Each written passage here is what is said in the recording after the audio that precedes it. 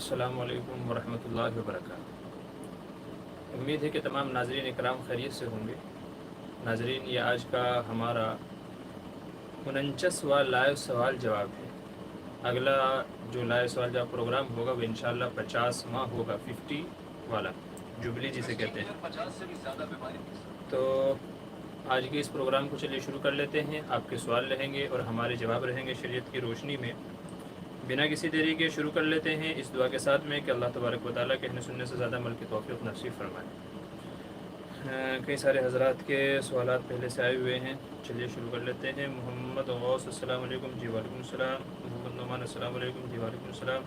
मोहम्मद शफ़ीक ई लिखा हुआ है, क्या लिखना चाह रहे हैं भाई? समीर पठान, क्या करें मुफ्ती साहब मुफ्ती साहब अगर कोई दाढ़ी के बाल निकाल ले तो क्या इससे कोई असर होता है? देखिए, दाढ़ी के बाल उखाड़ना या निकालना, कुछ भी आप कह लें, ये शरीयत की निगाह में गुनाह है और हराम है। चूँकि नबी करीम सल्लल्लाहु अलैहि वसल्लम ने दाढ़ी को बढ़ाने का हुक्म दिया है। औ फरुल्लुहा, दाढ़ी को बढ़ाओ, व फरुल्लुहा, दाढ़ी में इजाफा करो।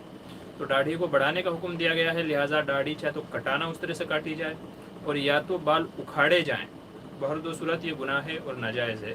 तो इसलिए अगर कोई बंदा ऐसा करता है तो वो शरई एतबार से गुनाह के अंदर दाखिल होगा। ऐसे शख्स को चाहिए कि अल्लाह से तौबा व इस्तिग़फ़ार करे और इस अमल से बाज आ जाए। तो दाढ़ी के बाल नहीं उखाड़ना चाहिए। समीर पठान अगला सवाल है, मेरे साथ खुद ये मामला अच्छा पेश आया है। ठीक है, उसी सवाल का जवाब है, तो जवाब हो गया है। जी फवाज़ अली क्या करें, हज़रत खाने पे फूंकना कैसा है? अक्सर सुनने में आता है कि गर्म खाने पे फूकेंगे तो जहन्नम की आग भड़केगी। देखिए, जहन्नम की आग भड़कने वाली जो बात है वो तो गलत है, ऐसा तो नहीं है। हाँ, अलबत्ता ये है कि हदीस में फूंक मारने से, बहुत ज़्यादा गर्म खाना अगर है तो उसको फूंक मार करके ठंडा करने से मना किया गया है। खाने पीने की चीज़ों में फूंक नहीं मारनी चाहिए। उसकी वजह ये है, जैसा कि आजकल साइंस भी इस चीज़ को बताता है, कि हमारे मुंह के अंदर जो बैक्टीरियाज जो होते हैं, जरासीम जो होते हैं, तो वो खाने में मुंतकिल हो जाते हैं सांस के ज़रिए से, फूंक के ज़रिए से। तो अगर खाने पीने की चीज़ों में हम लोग फूंक मारेंगे तो वो बैक्टीरिया, जहरीले मादे खाने में चले जाएंगे। नतीजा ये होगा, जब खाना खाएंगे तो वो पेट में जाएंगे और वो अंदर जा करके फिर हमको नुकसान पहुँचा सकते हैं।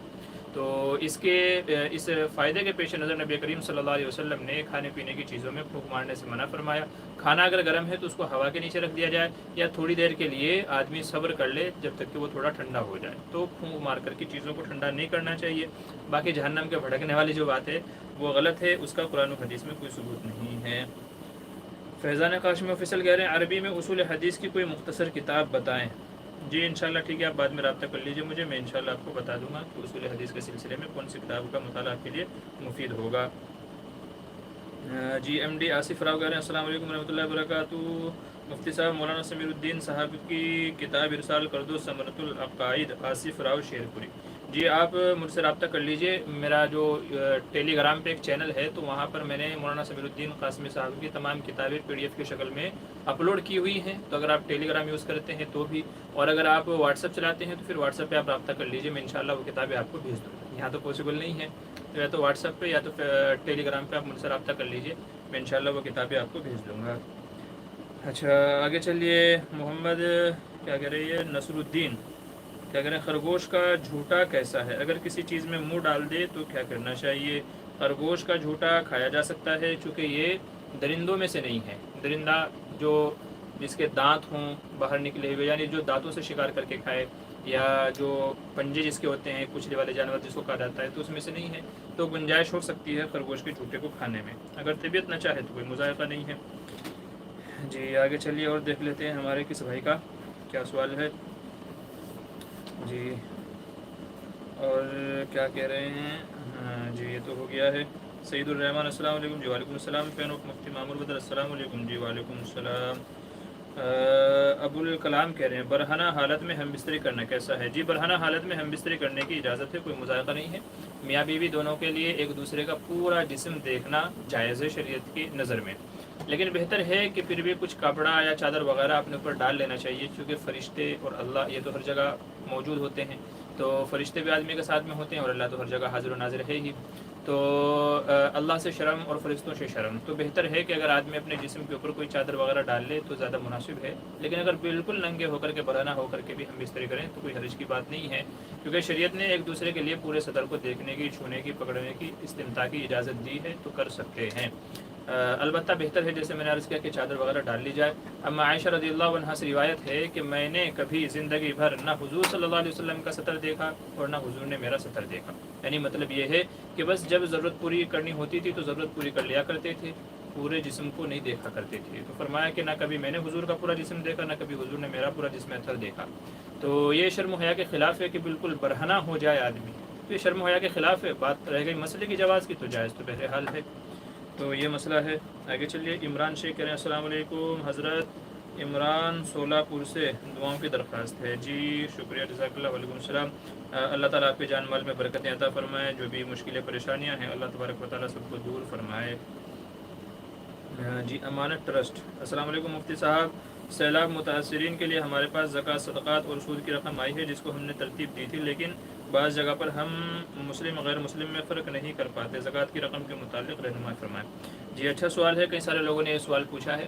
دیکھیے سیلاب متاثرین ہوں یا کوئی اور دوسری اس طرح کی کوئی مصیبت آ جائے جہاں پر مسلمانوں کی مدد کی جا رہی ہو اجتماعی رقوم سے اکٹھا کر کے، جس میں بہت سارے لوگ زکوٰۃ کی رقم دیتے ہیں، کچھ لوگ فی سبیل اللہ کی رقم دیتے ہیں، کوئی صدقہ خیرات کی رقم دیتے ہیں، جبکہ جو جہاں پر مدد کی جا رہی ہوتی ہے تو وہاں پر مسلم بھی ہوتے ہیں، غیر مسلم بھی ہوتے ہیں، تو اس سلسلے میں کیا کرنا چاہیے؟ جواب اچھے طریقے سے ذہن میں رکھ لیجئے کہ زکوٰۃ کے اور صدقات واجبہ وغیرہ کے مستحق صرف اور صرف مسلمان ہیں، غریب مسلمان ہیں، غیر مسلموں کو زکوٰۃ نہیں لگے گی۔ اس لیے علماء فرماتے ہیں کہ اگر غیر مسلم کو زکوٰۃ دے دی گئی تو دوبارہ زکوٰۃ ادا کرنا ضروری ہے۔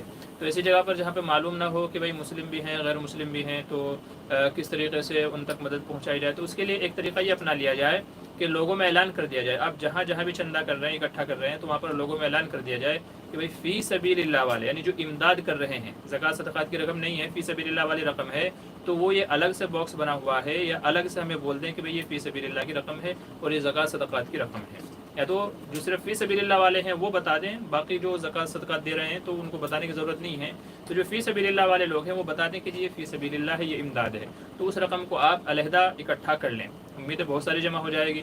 تو جہاں پر آپ کو پتہ ہے کہ یہاں غیر مسلموں کی مدد کرنی ہے تو وہ جو فی سبیل اللہ میں جو رقم آئی ہوئی ہے اس سے چیزیں خرید کر کے ایسے لوگوں کی مدد کی جائے، اور جو زکوٰۃ صدقات کی رقم آ رہی ہے تو اس سے مسلمانوں میں اس کی مدد کی جا سکتی ہے۔ تو یہ طریقہ اپنانا چاہیے، یہ زیادہ بہتر ہے، کیونکہ ظاہر ہے کہ اگر زکوٰۃ وغیرہ کی بھی رقم اسی میں دے دی گئی اور غیر مسلموں کو مدد کی جا رہی ہے تو پھر ایسے میں غیر مسلموں کو دینے سے تو زکوٰۃ ادا نہیں ہوگی، تو مسئلہ مشکل پیش آ سکتا ہے۔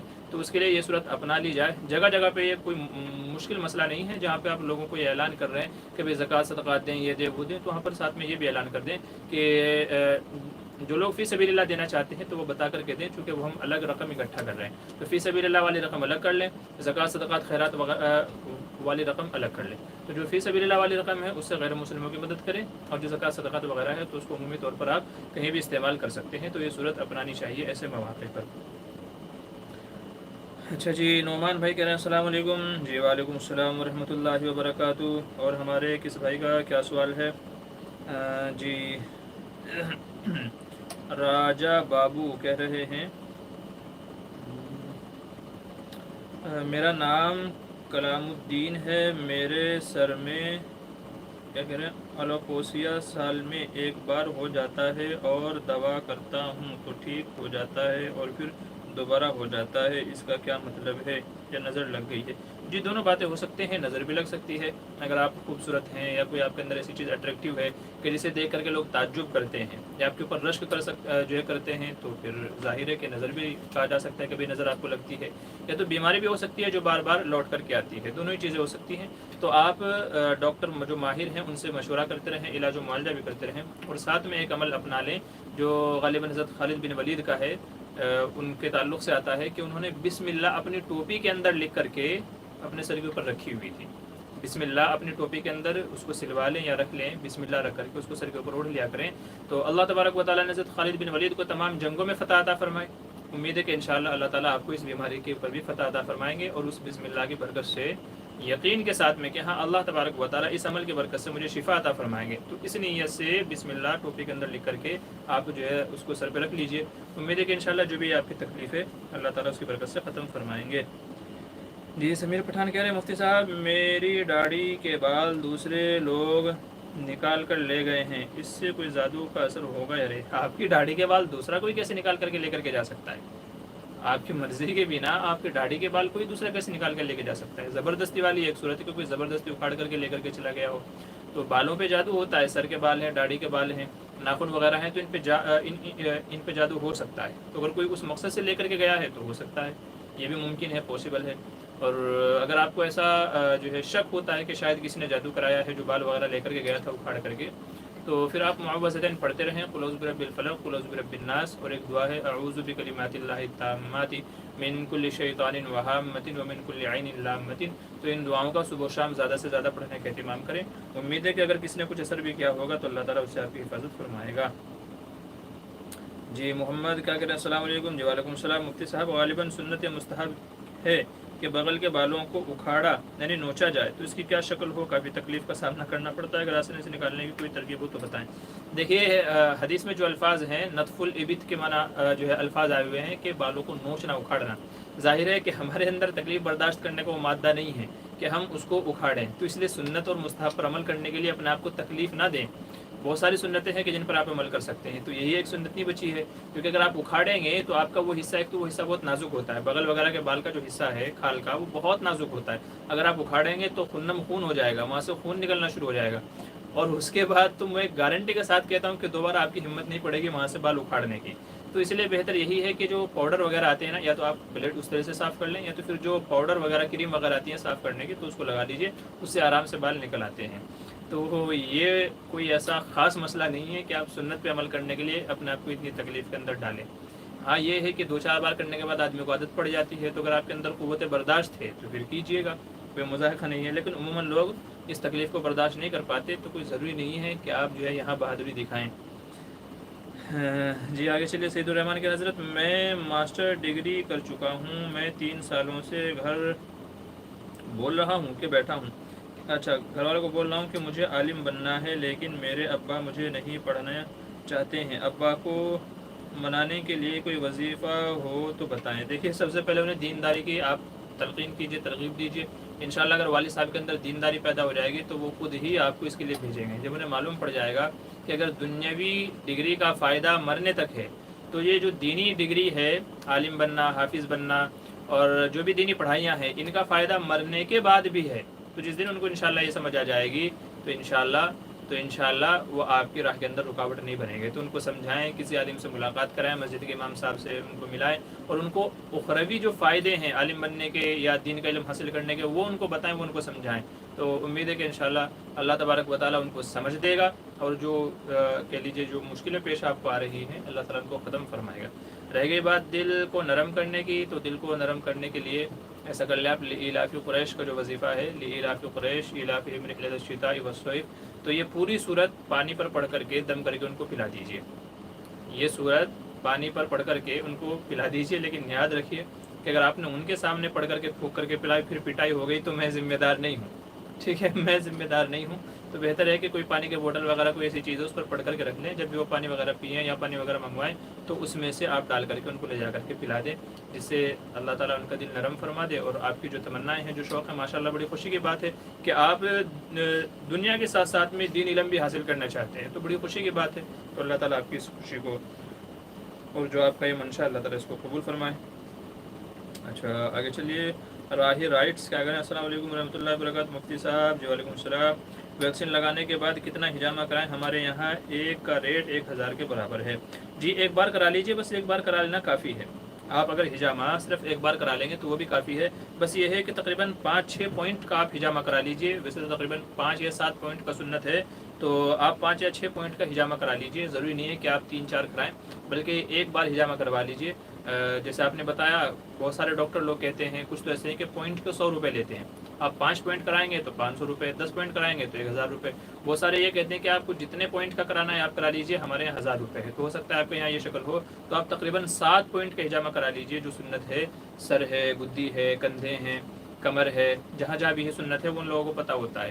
تو آپ بس ایک بار کرا لیجیے انشاءاللہ. اس کی برکت سے ویکسین وغیرہ کے جو سائیڈ ایفیکٹ ہیں، کہ امید ہے کہ انشاءاللہ وہ آپ کو نقصان نہیں پہنچائیں گے. تو بس ایک بار کرا لینا کافی ہے. ایک ڈوز لے لیا ہے اس کے بعد ایک بار کرا لیجیے. سیکنڈ والا جب ہوگا اس کے بعد پھر ایک بار کرا لیجیے گا. تو ایسے ایک ڈوز کے ساتھ میں ایک بار کرا لینا کافی ہے. اچھا آگے چلیے. جی محمد حافظ کیا کہہ رہے ہیں کیا شدید ضرورت پر اگر سودی قرض لے سکتے ہیں؟ دیکھیں ضرورت کی ڈیفینیشن الگ الگ ہے ہر آدمی کے اعتبار سے. علماء نے صرف مجبوری سے مراد یہ ہے کہ آدمی کے پاس کھانے پینے کے بھی پیسے نہ ہوں, دوائی وغیرہ علاج وغیرہ معالجے کے لیے بھی پیسے نہ ہوں, اور کہیں سے قرض ویسے نہ مل سکتا ہو, تو ایسی صورت میں علماء فرماتے ہیں کہ اب چونکہ مجبوری بن گئی, جو بیسک ضروریات ہیں اب ان کے لیے اگر آدمی نہیں لے گا تو مرے گا اور کیا کرے گا. تو اگر آدمی بیسک ضروریات کے لیے بھی نہیں لے گا کسی سے قرضہ تو پھر مرے گا وہ. تو ایسی بنیادی ضرورتوں کے لیے سودی قرضے کی اجازت دی ہے اگر کہیں سے نہ ملتا ہو. باقی آپ کی ضرورت کیا ہے تو وہ آپ خود دیکھ لیجئے, اسی کے اعتبار سے فیصلہ کر لیجئے. شریعت نے تو ضرورت کی ڈیفینیشن یہ بتائی ہے, اگر واقعی ایسی صورت حال ہے تو پھر اس کی گنجائش دی ہے علماء نے. امانت ٹرسٹ جزاک اللہ جی, یس ٹھیک ہے, اللہ آپ کو بھی جزاک خیر دے. عقیل احمد السلام علیکم, سنت یا فرض کی 4 رکعتوں میں قرآن کی تلاوت کرنی ہوتی ہے یا صرف 2 رکعتوں میں ہی کیا کہہ رہے ہیں قرآن کی تلاوت کرنی ہوتی ہے؟ دیکھیں سنت ہو یا نوافل ہوں, اگر وہ 4 رکعت ہیں, سنت ہوں یا نوافل ہوں, اگر وہ 4 رکعتیں ہیں تو چاروں رکعت میں سورہ فاتحہ کے بعد میں کوئی دوسری صورت ملانا واجب ہے. کیا ہے؟ واجب ہے. فرضوں میں صرف پہلی 2 رکعتوں میں, لیکن سنت یا نوافل اگر 4 رکعت ہم پڑھ رہے ہیں تو چاروں میں سورہ فاتحہ کے بعد میں دوسری صورت ملانا واجب ہے.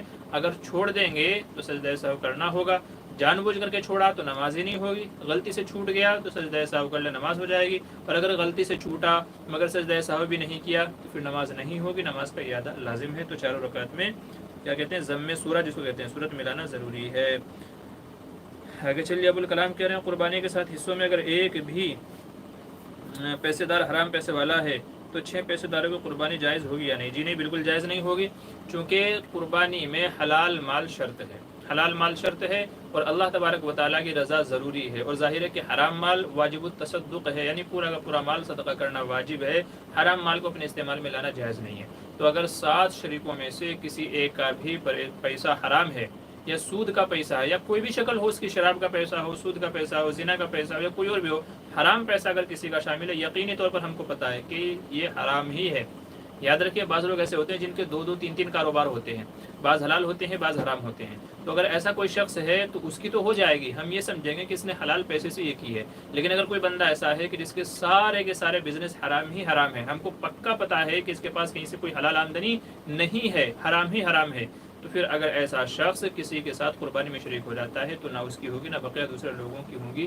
تو اس لیے جو لوگ قربانی میں شرکت کرتے ہیں تو وہ ایک دوسرے کے تعلق سے اچھی طرح معلوم کر لیں, تحقیق کر لیں کہ ہمارا جو شریک ہے, ہمارا جو ساتھی ہے, اس کی قربانی کیسی ہے, ٹوٹل کے ٹوٹل حلال ہے یا حرام بھی اس کے اندر شامل ہے. اچھا آگے چلیے, راکب پٹیل کہہ رہے ہیں اگر کسی نے کیا کہا قبولہ ہو کہ میرا فلانا کام ہو جائے گا تو میں 10 قرآن پورے کروں گا, تو 1 سال ہوگا مگر ابھی ایک بھی نہیں پڑھا اور وہ کام ہو گیا, تو اب قرآن پڑھنا پڑے گی یا نہیں؟ دیکھیے آدمی قرآن وغیرہ یا نماز وغیرہ یا کوئی صدقہ وغیرہ اسی لیے قبولتا ہے کہ اللہ اس کے بدلے میں میرا کام کر دے. تو اگر وہ کام ہو گیا تو آدمی کے لیے ضروری ہے کہ اگر اس نے یہ قبول تھا کہ اگر میرا فلاں کام ہو گیا تو میں اتنے قرآن پڑھوں گا, اور وہ کام ہو گیا ہے تو اب اس کے ذمہ لازم ہے کہ وہ عمل کرے. یعنی نماز ہو گیا, قرآن ہو گیا, روزے ہو گیا, صدقہ خیرات وغیرہ ہو گیا, یعنی جو چیزیں عبادت کے اندر شامل ہیں ان کی نظر منت مان سکتے ہیں. تو اگر ایسا کوئی عمل آدمی نے منت مانی تھی, قبولہ تھا, اور وہ کام ہو گیا تو پھر اس کے ذمہ لازم ہے کہ وہ پڑھے, مرتے دم تک اس کے ذمہ لازم ہے کہ وہ کبھی بھی پڑھے, لیکن اس کو ادا کرے. اگر ادا نہیں کرے گا تو گنہگار ہوگا. تو اس لیے اگر وہ عمل ہو گیا ہے تو پھر اس کے ذمہ پڑھنا لازم ہے. اچھا محمد حافظ کیا کہہ رہے ہیں, ٹائپنگ مسٹیک سودی. عبد الباسط کیا کہہ رہے ہیں, بیوٹیفل, جی کوئی مسئلہ نہیں ہے, میں سمجھ جاتا ہوں, جو باتیں مجھے سمجھ میں آ جاتی ہیں تو میں ان کا جواب اپنے حساب سے سمجھ کر کے دے دیتا ہوں, تو کوئی مذاکرہ والی بات نہیں ہے. اچھا آگے چلیے,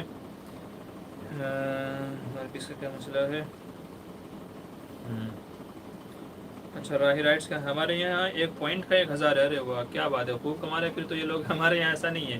ممبئی شہر میں یہاں پر 1 پوائنٹ کا 100 روپے, یا تو پھر یہ جو میں نے بتایا کہ آپ جتنے چاہے کرائیں 1000 روپے آپ سے لیں گے. تو لگتا ہے آپ کے یہاں جو ہے ڈاکٹر نہیں بلکہ ڈاکٹروں کی شکل میں لوٹنے والے بیٹھے ہیں. محمد کیا کہہ رہے ہیں, مولانا اپیلیئر ایک کیا کہہ رہے ہیں مولانا, اچھا ایپیلیٹر ایک مشین ہے جو بالوں کو جڑ سے اکھاڑتا ہے, اس سے تکلیف تو ہوتی ہے لیکن آسانی سے نکل آتا ہے, تو اسے استعمال کرنا ٹھیک ہے یا نہیں؟ ساتھ ہی سپر چیٹ کا طریقہ بتا کر کے ممنون ہوں. अच्छा जी, अगर कोई ऐसी मशीन है कि जिससे ज़्यादा तकलीफ़ ना होती हो और बाल उखाड़े जा सकते हों तो उसकी भी गुंजाइश है, आप हाथ से उखाड़ें या मशीन से उखाड़ें। हदीस में उखाड़ने का लफ्ज़ है, तो आप चाहे करेन से उखाड़ें, चाहे आप नखचुन क्या कहते हैं नाखून तराश उससे उखाड़ें, चाहे पक्कड़ से उखाड़ें या किसी और से उखाड़ें। तो अगर उखाड़ ना पाया जा रहा है तो बहरहाल वो अदा हो जाएगा। तो अगर कोई इस तरह की मशीन आती है जिससे थोड़ी सहूलत मिल जाती है तो उखाड़े जा सकते हैं, कोई मुज़ायका नहीं है। अच्छा, आपने पूछा है कि सुपर चैट का तरीका क्या है। सुपर चैट का देखिए तरीका ये है, आप जो हाँ नीचे कमेंट करके जो हमको सवाल पूछ रहे हैं तो इसमें बराबर में आप एस का एक निशान देख रहे होंगे। एस का निशान बना हुआ है, एक तरफ तो सिंबल बना हुआ है, ठीक है। सुपर चैट का मतलब होता है कि थोड़ा पैसा भेज करके किसी की मदद करना। तो हमारी जो टीम है जो आप हजरात के लिए वीडियोस एडिट करती है, रिकॉर्ड करती है, बहुत सारी दूसरी खिदमत देती हैं, तो उनकी मदद के लिए बहुत सारे हमारे आभार सुपर चैट करते हैं। यानी कुछ भी जो भी उनकी हिम्मत इस्तेताद होती है, 20, 50, 100, 200 जो भी जिसकी हिम्मत इस्तेताद होती है तो वो कुछ पैसे भेजता है, इसको सुपर चैट कहा जाता है। तो उसका तरीका ये है कि आप जहाँ कमेंट कर रहे हैं ना नीचे, तो कमेंट बॉक्स में देखिएगा, एक तरफ तो वो सिंबल है हंसने का, छोटा सा इमोजी जिसे कहते हैं, एक तरफ तो इमोजी है, उसके दूसरी तरफ में अगर आप देखेंगे राइट साइड में तो एस का निशान बना हुआ है। तो एस का निशान बना हुआ है, डॉलर का निशान, पैसे का निशान, ठीक है। डॉलर का निशान, पैसे का निशान बना हुआ है एस जैसा। तो इस पर अगर आप टच करेंगे तो यहाँ पर टच करने के बाद आपको दो ऑप्शन नज़र आएंगे, एक है सुपर स्टिकर, एक है सुपर चैट। तो आप स्टिकर भेजना चाहते हैं, स्टिकर में कोई ना कोई इमोजी आएगा, कोई 19 रुपये का, कोई 50 रुपये का, कोई उसका। तो स्टिकर में तो स्टिकर कोई ना कोई आप भेज सकते हैं, जैसे व्हाट्सएप पे हम इमोजीज़ वगैरह भेजते हैं। और सुपर चैट में क्या है, आप पैसे भेज सकते हैं। देखिए अगर आपको यहाँ नज़र आए सुपर चैट पे जैसे ही आप वो टच करेंगे तो आपके सामने कुछ इस तरह का ये जो है खुल करके नज़र आ जाएगा। आप इसको अगर आप ध्यान से देख रहे होंगे तो यहाँ पर ऊपर पैसा सेलेक्टेड है, यहाँ पे पैसा सेलेक्ट है। तो ये जो आप यहाँ लाइन देख रहे हैं इससे आपको इसको कम ज़्यादा कर सकते हैं, जितने भी आपको रुपया पैसा भेजना है तो आप वो भेज सकते हैं। ये देखिएगा। और फिर नीचे बाय एंड सेंड का जो ऑप्शन है इस पर आप टच कीजिएगा, फिर आपके पास जो भी फ़ोन पे, पेटीएम, गूगल पे वगैरह या कोई किसी बैंक की एप्लीकेशन वगैरह अगर आपके फ़ोन में इंस्टॉल है तो उससे लिंक करके आप इसके ज़रिए से भेज देंगे। यानी पेटीएम वगैरह, फ़ोन पे जैसे वगैरह हम करते हैं तो बाय एंड सेंड पे करेंगे, पैसा सेलेक्ट करेंगे और भेज देंगे तो हमारे पास आ जाएगा, ठीक है। तो जो हजरात सुपर चैट करना चाहते हैं तो वो इस तरीके से कर सकते हैं। अल्लाह तमाम हजरात को जज़ाए खैर दे जो भी सिलसिले में मदद कर रहे हैं। अच्छा चलिए आगे चलते हैं। राजा बाबू क्या करें, अस्सलाम वालेकुम मुफ्ती मुनव्वर साहब, मुझे आपकी वीडियो बहुत अच्छा लगता है, मैं आपसे बहुत मोहब्बत करता हूँ। मुफ्ती मुनव्वर कौन है भाई? ये भाई मेरा नाम मुफ्ती मामूर बदर है, मुफ्ती मुनव्वर नहीं है। मोहम्मद मामूर बदर। देखिए अर्श के सामने एक घर है जिसे बैतुल मामूर कहा जाता है, जिसके अंदर रोज़ाना 70,000 फरिश्ते इबादत करते हैं। बाज़ रिवायत में आता है कि जिसका एक बार नंबर आ गया तो क़यामत तक उसका दोबारा इबादत करने का नंबर नहीं आएगा। तो उस घर का नाम है बैतुल मामूर। उसी की निस्बत में मेरे वालिद मोहतरम ने मेरा नाम रखा था मामूर, तो मेरा नाम है मोहम्मद मामूर, मुनव्वर मेरा नाम नहीं है। खैर मोहब्बत भरे अल्फाज में आपने जो बात कही है मैं उसकी दिल से कदर करता हूँ, बहुत अच्छी बात है। अल्लाह आपको जज़ाए खैर दे। और वीडियो में जो हम आप तक मसले मसाइल दीन की बातें पहुँचाना चाहते हैं अल्लाह उससे आपको फ़ायदा उठाने की तौफ़ीक़ नसीब फरमाए। मोहम्मद हाफिज़ जज़ाकल्लाह। अहमद तंबोली अस्सलाम वालेकुम मुफ्ती साहब, खैरियत से तो हैं आप? जी हाँ अल्हम्दुलिल्लाह, अल्लाह का एहसान है। आप बताएं आप कैसे हैं? अच्छा सईदुर रहमान कह रहे हैं हज़रत आपसे एक गुजारिश है कि सभी कामों के करने का सुन्नत तरीक़े को आप एक एक करके ऑफ़लाइन वीडियो बनाकर अपलोड करेंगे तो बहुत ही मेहरबानी होगी, जज़ाकल्लाह खैर। जी इंशाल्लाह आपकी बात पर गौर किया जाएगा इंशाल्लाह। आपने जो ये बहुत अच्छा मशवरा आपने दिया है, लेकिन फिर ये एक सीरीज़ शुरू हो जाएगी, एक सिलसिला, एक ये चूँकि ये समझिए खाने, पहनने, उठने, बैठने, सोने, बात करने, मुसाफा करने, कुरान पढ़ने, तो बहुत सारे हेडिंग, बहुत सारे टॉपिक्स इसके अंदर आ जाएंगे। तो इंशाल्लाह मैं इसके ऊपर ट्राई करूँगा, मैं कोशिश करूँगा कि हर अमल में सुन्नत तरीका क्या है, मुस्ताहबात उसके अंदर क्या क्या चीज़ें हैं, मैं इंशाल्लाह कोशिश करूँगा। आप मुझे बाद में भी याद दिलाते रहिए, चूँकि मसरूफियात कभी कभी ऐसी होती हैं कि मैं भूल जाता हूँ, बहुत सारी बातें जहन से निकल जाती हैं काम काज की वजह से। तो आप मुझे याद दिलाते रहिएगा, जब तक कि मैं सिलसिला शुरू ना कर दूँ तो तब तक आप मुझे मैसेजेस में कमेंट करके याद दिलाते रहिए, ताकि ये सिलसिला शुरू हो सके। जब इंशाल्लाह एक बार शुरू हो जाएगा तो फिर कंटिन्यू करना आसान हो जाएगा। जी अकील अहमद शुक्रिया मुफ्ती साहब, ओके जी ठीक है जी। गुलजार शेख क्या करें, अस्सलाम वालेकुम मुफ्ती साहब, सेहत के बनाने के लिए नुस्खा बताइए। जी सेहत के लिए खाना पीना भी ज़रूरी है, खाएं पिएं, एक्टिविटी करें और दूसरी बहुत सारी चीज़ें हैं। तो वो एक्सरसाइज करें तो उससे जिस्म बनेगा। कोई ऐसा वो नहीं है, कोई चुटकुला या जादू की पुड़िया नहीं है कि वो बता दी जाए और उससे जिस्म आदमी का बन जाए। देखिए हमारा जिस्म क्या है, ये फ्लेक्सिबल है, यानी ये कह लीजिए कि एतबार से रबड़ है, तो आप इसको जितना खींचोगे ये उतना खींचता जाएगा।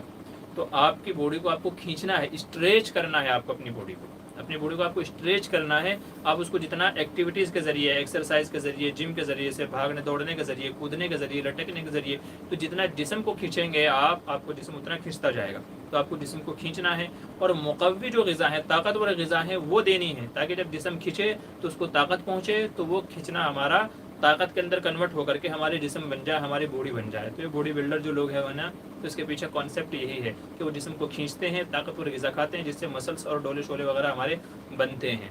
तो इसलिए वजीफ़ों के चक्कर में ज़्यादा ना पढ़ें, क्योंकि ऐसी अब तक मेरे इल्म में कोई दुआ नहीं है कि आदमी उस दुआ को पढ़े और मोटा हो जाए, सेहतमंद हो जाए, उसकी बॉडी बन जाए, सिक्स पैक बन जाए। तो वो किसी ने मजाक करते हुए कहा था कि भाई पतला होने की दुआ क्या है, तो उसने कहा था कि भाई हर नमाज के बाद दुआ मांगे, या अल्लाह मुझे पतला कर दे, या अल्लाह मुझे पतला कर दे, या अल्लाह मुझे पतला कर दे। तो भाई ऐसी कोई वो नहीं है। इसके लिए कुछ चीज़ें ऐसी हैं कि जिनके अंदर एक्टिविटी या जो असबाब के ज़रिए अल्लाह ने जोड़ी हैं, तो वो सबब के ज़रिए से ही उनका इलाज मुआवजा होता है। तो आप ये तरीका इख्तियार करें जो भी मैंने आपको बताया है, इंशाल्लाह ये ज़्यादा आपको मुफीद होगा। अच्छा आगे चलिए, आगे चलिए, आगे चलिए, आगे चलिए। क्या कह रहे हैं?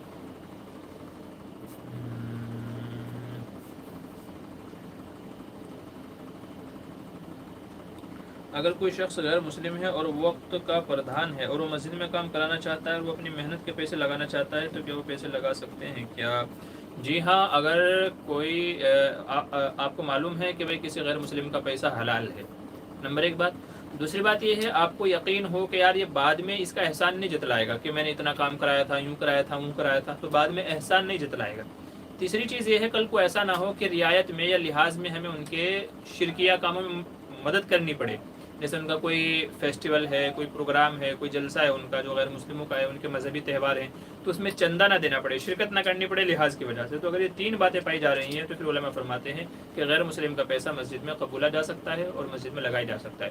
लेकिन अगर आपको इन तीनों में से किसी भी बात का डर है, उसकी आमदनी हराम है, या तो बाद में एहसान जतला सकता है, या तो लिहाज में किसी कुफ्र या शिरकी अमल में आपको शिरकत करनी पड़ सकती है, तो फिर उसकी आप पैसा कबूल नहीं करना चाहिए। उम्मीद है बात समझ में आ गई होगी। मंसूर आलम जी, अस्सलाम वालेकुम मुफ्ती मामूर साहब, आपके चैनल के माध्यम से अभी कितनी तनख्वाह आ रही है? भाई ये बातें पर्सनल होती हैं, यहाँ बताने की नहीं होती, तो इसलिए माजरत चाहता हूँ, कितनी आ रही है, क्या नहीं आ रही है। हमारी वालदा कहा करती थी कि किसी को अपनी इनकम नहीं बतानी चाहिए, क्योंकि उसके ऊपर भी मतलब नज़र लग जाती है कि यार वो इतना कमा रहा है, वो इतना आ रहा है, तो नज़र लग जाती है। बहुत सारी चीज़ें होती है नज़र की, खूबसूरती भी एक ज़रिया है नज़र लगने की, हाइट, बॉडी, पर्सनालिटी भी एक ज़रिया है नज़र लगने की, ऐसे ही अच्छा पहनना ये भी एक ज़रिया है, ऐसे किसी आदमी की तनख्वाह बहुत है तो ये भी एक ज़रिया होती है नज़र लगने की। तो इसलिए अपनी तनख्वाह वगैरह किसी को नहीं बतानी चाहिए। बस बंद लफ्ज़ों में ये बता दूँ कि यूट्यूब से इतना नहीं आता है हमको कि मतलब जिसे कहा जा सके कि हाँ इनकम अच्छी आ रही है, बल्कि यूँ कह लीजिए कि फ़िलहाल ऐसा है कि एक मुअज्जिन को हम जो तनख्वाह देते हैं उससे भी कम है, एक मुअज्जिन साहब को जो तनख्वाह देते हैं उससे भी कम है। अभी चैनल उतना ग्रो नहीं हुआ है कि जिससे बहुत ज़्यादा आ सके। उम्मीद है कि अगर आप लोग कोशिश करें और हमारा ये चैनल अगर 1 मिलियन अगर पहुंच जाता है, अभी तो तकरीबन 1 लाख भी सब्सक्राइब नहीं हुए हैं, तो अगर 1 मिलियन तक अगर सब्सक्राइब पहुंच जाते हैं तो फिर उम्मीद है कि इंशाल्लाह ज़्यादा इनकम आएगी और फिर उसके ज़रिए से जो भी कार खैर हैं, जो भी खैर की बातें हैं, खैर की चीज़ें हैं, बहुत सारी चीज़ें हैं, तो इंशाल्लाह फिर उसमें उतना ज़्यादा बढ़ चढ़ करके हमारी तरफ से हिस्सा होगा। हमने अपने दिल में एक इरादा किया हुआ है, एक उम्मीद की हुई है कि यूट्यूब चैनल पे ये दीन की खिदमत भी हो रही है और इसके ज़रिए से अगर अल्लाह नवाजता है, कुछ इनकम अगर आ रही है, तो फिर हमने अपने जहन में एक खाका बिठाया हुआ है, एक नक्शा हमने मुरतब किया हुआ है कि हमको उस रकम को कहाँ कहाँ कैसे कैसे और कितना कितना इस्तेमाल करना है। तो इरादे तो बहुत सारे हैं, खैर के काम भी बहुत सारे हैं, बहुत सारे हमारे पास ज़राए हैं, ज़रूरतें भी हैं। तो आप हज़रात दुआ भी करें, कोशिश भी करें कि जैसे जैसे ये बढ़ता जाएगा इंशाअल्लाह खैर के कामों में हमारी चीज़ें भी बढ़ती जाएंगी। तो बहरहाल अभी उतना ज़्यादा नहीं है। मैंने वजह इससे पहले भी बताई थी कि दीनी मसाइल को यूट्यूब प्रमोट नहीं करता है। यूट्यूब जो है वो दीनी चैनल को प्रमोट नहीं करता है, वो गाने बजाने, फिल्में, मूवीज़, ट्रेलर उनको प्रमोट करता है, क्योंकि लोग उनको देखते हैं ना। अब देखिए यहाँ ज़्यादा आबादी किसकी है? गैरों की है। 100 करोड़ वो हैं, 30 करोड़ हम हैं, तो एक तो हम लोग वहीं कट गए। दूसरा मसला क्या है कि दीनी मसाइल में भी 30 करोड़ मुसलमान नहीं देखते हैं, दीनी मसाइल भी तमाम मुसलमान नहीं देखते हैं, बल्कि जो बहुत ज़्यादा दीनदार हैं और वाकई में दीनी मसाइल सीखना चाहते हैं तो सिर्फ वही आगे यूट्यूब पे देखते हैं। और उनकी आप कह लीजिए जो तादाद है ना, वो 1% भी नहीं है, 1% भी उन लोगों की तादाद नहीं है। تو اس لیے ایک تو یوٹیوب جو ہے نالائق ہے، دوسرے ہمارے اپنے حضرات ہیں کہ جو دینی مسائل چینل وغیرہ کو پروموٹ نہیں کرتے ہیں، ان کو سبسکرائب نہیں کرتے ہیں، دینی مسائل سیکھنے کے لیے آتے نہیں ہیں، تو نتیجہ یہ ہوتا ہے کہ چینل تو چلتے رہتے ہیں مگر زیادہ گرو نہیں ہوتے ہیں۔ آپ ویڈیو جو کیا کہتے ہیں کامیڈی، فلمیں، گانے، ان سب کے آپ چینل جا کر کے دیکھیے، کئی ملین آپ کو ملیں گے۔ بعض چینل ایسے ہیں کہ 100 ملین سے زیادہ ان کے سبسکرائبر ہیں، کیونکہ لوگوں کو وہی اچھا لگتا ہے، یوٹیوب وہی پروموٹ کرتا ہے، تو ان کی ہے اپنا کروڑوں میں ان کی انکم ہے۔ بعض چینل ایسے بھی ہیں، تو بہرحال ہماری فی الحال اتنی نہیں ہے، وجوہات میں نے آپ کو بتا دی ہیں۔ کل کو اللہ کرے جو ہے آپ حضرات تعاون کریں اس سلسلے کے اندر اور سبسکرائبر ہو جاتے ہیں تو پھر یوٹیوب کو دینا پڑے گا جیسے ویو ہوں گے اس کے اعتبار سے۔ بات لمبی ہو گئی، آپ نے سوال ایسا کر دیا۔ جی افروز عالم کا سوال ہے اگلا۔ چلیے السلام علیکم مفتی صاحب۔ جی وعلیکم السلام۔ میرا ایک دوست ہے جو غیبت کرتا ہے، اس کو بہت سمجھایا لیکن نہیں مان رہا ہے، تو اس سے بول چال ترک کرنا صحیح ہے یا نہیں؟ جی ہاں، بول چال ترک کی جا سکتی ہے، چونکہ غیبت کرنا یہ گناہ کبیرہ ہے، تو اگر کوئی سمجھانے سے بھی نہ سمجھے، باز نہ آئے، تو پھر ایسے شخص سے قطع تعلق کیا جا سکتا ہے تاکہ اس کو عقل آئے کہ ہاں میرے اس گناہ کی وجہ سے، میری اس بری عادت کی وجہ سے مجھ سے فلاں شخص نے بول چال بند کر دی ہے یا دوستی بند کر دی ہے۔ نبی کریم صلی اللہ علیہ وسلم نے ارشاد فرمایا کہ قیامت کے دن جو لوگ عرش کے سائے میں ہوں گے، جبکہ لوگ نفس نفسی کے عالم میں ہوں گے، تو انہی میں سے ایک وہ شخص ہوگا کہ جو اللہ ہی کے لیے کسی سے دوستی کرے اور اللہ ہی کے لیے کسی سے دوستی توڑے۔ تو اللہ ہی کے لیے دوستی توڑنے کا مطلب ہے، جوڑنے کا مطلب یہی ہے کہ اچھی عادتیں دے کر کے دوستی کی جائے اور بری عادتیں دے کر کے دوستی توڑی جائے۔ تو اس لیے اگر کسی کے اندر غلط عادتیں دیکھیں، وہ سمجھانے سے بھی نہ سمجھیں، تو پھر اس سے قطع تعلق کی جا سکتی ہے۔ محمد طاہر آفیشیل کہہ رہے ہیں ریلیف میں زکوٰۃ کی رقم دینا کیسا ہے؟ جی اگر آپ کو پتہ ہے کہ جو مستحقین ہیں وہ مسلمان ہیں، جو مستحق ہیں، جہاں پر ریلیف پہنچائی جا رہی ہے، مدد پہنچائی جا رہی ہے، وہاں مسلمان بھی ہیں، تو پھر آپ زکوٰۃ کی رقم دے سکتے ہیں۔ ویسے شروع میں امانت ٹرسٹ جو ایک ٹرسٹ ہے جس کا میں بھی ایک ذمہ دار ہوں، تو انہیں لوگوں نے یہ سوال کیا ہے، تو میں اس کی وضاحت کر چکا ہوں کچھ پہلے، تو آپ شروع میں جا کر کے اس کو سن لیجیے گا، میں نے پورا خلاصہ وہاں کیا ہے۔ آگے چلیے محمد تبریز اشرف قاسمی السلام علیکم۔ جی وعلیکم السلام۔ شوہر طلاق دینا نہ چاہتا ہو، عورت طلاق کا مطالبہ کرے تو طلاق دینے کے بعد مہر دینا پڑے گا یا نہیں؟ جی اگر شوہر خود سے طلاق دیتا ہے اور مہر نہیں دیا ہے تو مہر اس کے ذمہ لازم ہے۔ اگر شوہر یہ چاہتا ہے کہ مجھے مہر نہ دینا پڑے تو عورت سے کہے کہ تم خلا لے لو۔ خلا کا مطلب یہی ہے کہ تمہارے مہر کے بدلے میں تم کو طلاق دے رہا ہوں، یعنی مہر نہیں دوں گا۔ یہ شرط رکھ دے کہ طلاق جب دوں گا جب کہ مہر نہ دینا پڑے، مطلب مہر نہیں دوں گا تو اگر طلاق لینی ہے تو مہر تم کو معاف کرنا پڑے گا۔ تو اگر عورت راضی ہو جاتی ہے تو پھر آپ کو مہر نہیں دینا پڑے گا، لیکن اگر عورت مطالبہ کرے اور آپ طلاق دے دیں اور مہر کا کوئی ذکر ہی نہ ہو تو پھر آپ کو مہر دینا پڑے گا۔ تو اگر مہر دینے سے بچنا چاہتے ہیں آپ تو پھر اس کی شرط یہ ہے، آپ پہلے شرط رکھ دیں کہ دیکھیں آپ کو مہر نہیں دوں گا، تو اگر منظور ہے تو میں طلاق دیتا ہوں۔ عورت اگر قبول کر لے تو پھر طلاق بھی ہو جائے گا اور آپ کو مہر بھی نہیں دینا پڑے گا۔ آگے چلے سعید الرحمان کہہ رہے ہیں، اچھا اس سے پہلے عمران شیخ کا سوال ہے، کیا ایسا ہو سکتا ہے مفتی صاحب کہ اللہ سے ہم ایسا وعدہ یا منت مانگیں کہ اللہ سے ہم اپنی مراد کو حاصل کر سکتے ہیں؟ کیا کہہ رہے ہیں، تھوڑا سوال کو واضح کر لیجیے گا۔ دیکھیے منت ماننے کا مطلب یہی ہے کہ آپ یہ کہیں کہ اگر اللہ نے میرے فلاں کام کر دیا تو میں یوں کروں گا، تو ظاہر ہے کہ منت ماننے میں کوئی حرج نہیں ہے، کوئی مذائقہ نہیں ہے، آپ مانگ سکتے ہیں۔ اگر کوئی اور سوال ہے تو اس کو تھوڑا واضح کیجیے۔ سعید الرحمان کہہ رہے ہیں کیونکہ مجھے کیا کہہ رہے ہیں سنتوں کے اوپر عمل کرنا ہے، انشاءاللہ جو بھی معلوم ہے اس سنت پر عمل کر رہا ہوں۔ بہت اچھی بات ہے، آپ سے دعا کی درخواست ہے کہ اللہ پاک ہم سبھی کو سنت پر عمل کرنے کی توفیق اور ہدایت عطا فرمائے، آمین ثم آمین۔ بہت اچھی کوشش ہے، اللہ ہم سب کو سنتوں کا پابند بنائے۔ سنتوں پر عمل کرنے میں بڑی خیر و برکت ہے، بڑی خیر و برکت ہے، اور یہ حضور صلی اللہ علیہ وسلم سے محبت کی علامت ہے۔ بعض حدیث میں آپ نے فرمایا کہ جس نے میری ایسی سنت پر عمل کیا جو مٹ رہی ہو، جس کو لوگ بھول چکے ہوں، چھوڑ چکے ہوں، اور کوئی اس پر عمل کرے تو اس کو شہید کے برابر اجر ملے گا، ثواب ملے گا۔ تو اس لیے سنتوں کا پابند ہونا چاہیے۔ آج افسوس کی بات یہی ہے کہ ہم لوگ سنتوں کو صرف سنت سمجھ کر کے چھوڑ دیتے ہیں، سنت ہی تو ہے، کون سا گناہ ملے گا اگر چھوڑ دیں گے؟ حالانکہ صحابہ وہ تھے جو حضور کی سنت کو سنت سمجھ کر کے عمل کرتے تھے کہ یہ میرے سرکار کا طریقہ ہے، یہ میرے آقا کا طریقہ ہے، یہ میرے جو ہے سرکار دو عالم صلی اللہ علیہ وسلم کا طریقہ ہے، تو یہ سمجھ کر کے اس کی اہمیت سمجھ کر کے اس پر عمل کرتے تھے، اور آج ہم اس کو حقیقت سمجھ کر کے چھوڑ دیتے ہیں۔ تو اللہ سب کو سنتوں کا پابند بنائے۔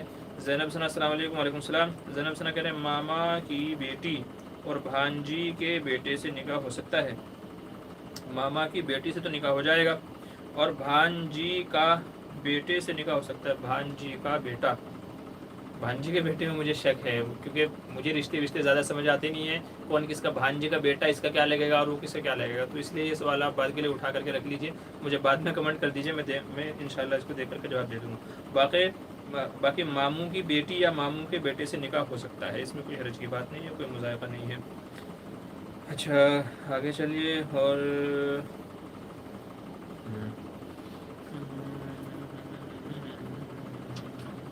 احمد تنبولی آپ کی دعا ہے، اچھا جی ٹھیک ہے شکریہ۔ کلیم ملک کہہ رہے ہیں السلام علیکم ورحمۃ اللہ وبرکاتہ، آپ کی شادی ہو گئی اور جہاں آپ لائیو چلا رہے ہیں یہ آپ کا گھر ہے؟ جی ہاں الحمدللہ میری شادی ہو گئی ہے، 2018 میں شادی ہو گئی تھی، اور جی یہ میں اپنے گھر سے ہی لائیو پروگرام کرتا ہوں، کیونکہ گھر پہ وائی فائی اور دوسری بہت ساری سہولیات ہیں، تو اور ہماری جو اہلیہ ہیں وہ سیٹ اپ وغیرہ کرنے میں بہت مدد کرتی ہیں، ہیلپ کرتی ہیں، تو یہ میں پروگرام جو ہے وہ اپنے گھر سے ہی لائیو کرتا ہوں۔ کبھی کبھی دوسری جگہوں سے بھی کر لیتا ہوں، جیسے ہمارے بڑے بھائی کا ہے، یا اور جو ہمارا سیٹ اپ وغیرہ جو ہے ہمارا اسٹوڈیو وغیرہ ہے، تو کبھی کبھی وہاں سے بھی کر لیتا ہوں، لیکن اکثر اپنے گھر سے ہی میں کرتا ہوں، چونکہ یہاں سہولیات زیادہ ہیں۔ اچھا منصور عالم کہہ رہے ہیں موسیٰ علیہ السلام کے خادم کے بارے میں جو انعامی پروگرام رکھے تھے کم ہونے والا ہے؟ جی وہ جو انعامی ویڈیو ہے انشاءاللہ ہم نے وعدہ کیا تھا کہ 5000 ویو جیسے ہی اس پہ ہو جائیں گے، ہم انشاءاللہ انعام والا جو قرآن اندازی ہے وہ شروع کر دیں گے، تو ابھی تک 5000 ویو اس پہ ہوئے نہیں ہیں، اور بھی ایک دو ویڈیو انعامی ویڈیو ہیں جو تو آپ کیا کہتے ہیں ان کو اپلوڈ کرنے والے ہیں، تو ایک اعتبار سے یہ معلوماتی ویڈیو بھی ہیں، یعنی ہم کو معلوم بھی ہوگا، کیونکہ جب ہم کوئی سوال آتا ہے تو اس کی معلومات کے لیے ہم کتابوں میں جو ہے علم حاصل کرتے ہیں، کتابوں میں دیکھتے ہیں، گوگل پہ دیکھتے ہیں، بہت ساری جگہوں پہ دیکھتے ہیں، تو اس سے ہمارے علم میں بھی اضافہ ہوتا ہے، تو یہ اصل میں ایک شوقیہ یہ ہے کہ بھئی ہمیں علم حاصل کرنے کا شوق پیدا ہو جائے، جاننے کا، معلومات کا، اور خاص کر ہمارے انبیاء ہیں یا صحابہ ہیں یا جو ہمارے اکابر بزرگان دین ہیں تو ان کی زندگیوں کے بارے میں ہمیں پتہ لگے، تو اس وجہ سے یہ انعامی سوالات رکھے جاتے ہیں، تو یہ بھی اس کا ایک حصہ ہے، انشاءاللہ ایک اور ویڈیو بھی اپلوڈ کی جائے گی۔ یہ انعام تھا 100 روپے کا، کہ جو بھی صحیح جواب دے گا تو 5 افراد کو 100 روپے دیے جائیں گے۔ انشاءاللہ ایک اور ویڈیو اپلوڈ ہونے والی ہے جس میں ایک بندے کو 500 روپے کا انعام ملے گا، اور ایسے 5 افراد کو 500 روپے کا انعام ملے گا، وہ ویڈیو بھی آج کل میں انشاءاللہ اپلوڈ کرنے والا ہوں، تو بس آپ کو کمنٹ کر کے سوال کا جواب دینا ہے، اور پھر جیسے ہی جو ویوز جو ہم نے بتایا ہے 5000 ویو ہو جائیں گے تو انشاءاللہ قرآن اندازی کھول دی جائے گی کہ بھئی کس کس کا نام نکلا ہے، جس کا بھی نام نکلا ہوگا تو انشاءاللہ اس سے رابطہ کر کے وہ رقم اس تک پہنچا دی جائے گی، انعامی رقم ہے، ٹھیک ہے۔ اچھا آگے چلے، Gulzar Sheikh thank you for picking my comment and I so happy my Allah bless you, جی شکریہ جزاک اللہ خیر، thank you, welcome. Tayyab Khan السلام علیکم، طیب خان کیا کہہ رہے ہیں، کیا برابر کا پیسہ حلال ہے؟